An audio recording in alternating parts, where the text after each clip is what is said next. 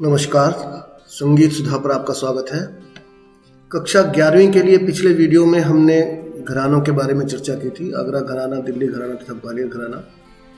इसमें 4 घराने और शेष हैं जो हम अगले वीडियो में इन घरानों के ऊपर चर्चा करेंगे। प्रस्तुत वीडियो में हम भारत के नाट्य शास्त्र के बारे में विचार करने जा रहे हैं, जो कि संगीत में बहुत ही महत्व रखता है।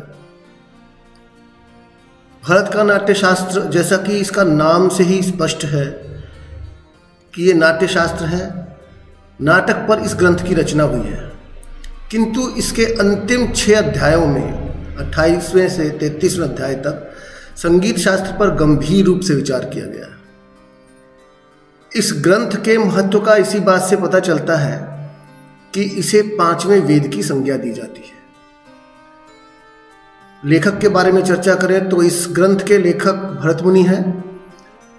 वैसे भरत के नाम से कई व्यक्ति प्रसिद्ध हुए हैं, परंतु नाट्य शास्त्र के रचयिता भरत अन्य भरत से अलग व्यक्ति हैं।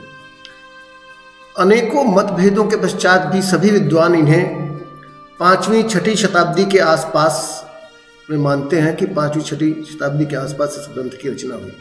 अब हम इसके अध्यायों के बारे में चर्चा करेंगे। 28वां अध्याय, जैसे मैंने बताया 28वें से 33वें अध्याय तक।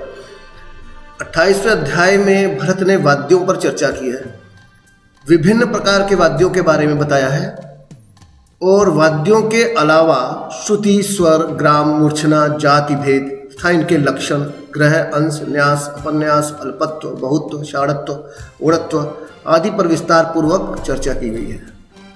फिर 29वें अध्याय में सभी प्रकार की वीणा, जैसे अलग अलग तरह की वीणा, रुद्र वीणा, विचित्र वीणा, उनको बजाने की विधि तथा रसों के अनुकूल जातियों के प्रयोग पर प्रकाश डाला गया है। पश्चात 30वें अध्याय में भरत ने शुशिर वाद्य, जो वाद्य हवा द्वारा बजाए जाते हैं, इन पर चर्चा की है। फिर 31वें अध्याय में अलग अलग तरह की ताल, फिर लय तथा कला इत्यादि पर विचार किया गया है। 32वां अध्याय, इस अध्याय में लेखक ने गायक तथा वादक के गुणों पर तथा ध्रुव के 5 भेदों व छंद आदि पर विचार किया है। 33वां अध्याय, इस अध्याय में भरत ने अवनद्ध वाद्य अर्थात जो चमड़े से मढ़े हुए वाद्य जैसे ढोलक, मृदंग, पखावज इत्यादि वाद्यों पर प्रकाश डाला है।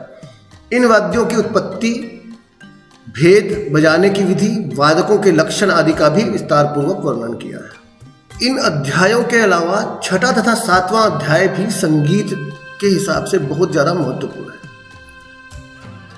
6ठे अध्याय में रस के लक्षण और उनकी व्याख्या तथा भाव लक्षण व व्याख्या, 8 रसों का वर्णन, रस के देवता तथा उनका वर्ण। 7वें अध्याय में भाव, विभाव, अनुभाव आदि की व्याख्या, स्थायी, व्यभिचारी, सात्विक भावों का विवरण किया है। अंत में यह माना जा सकता है कि नाट्य शास्त्र पहला ग्रंथ है जिसमें संगीत के आधारभूत तथ्यों पर प्रकाश डाला गया है। यह ग्रंथ इस बात का प्रमाण है कि उस समय संगीत व नाट्य का बहुत गहरा संबंध था, अन्यथा संगीत पर अलग से विचार नहीं किया जाता। तो यह था भारत का नाट्य शास्त्र।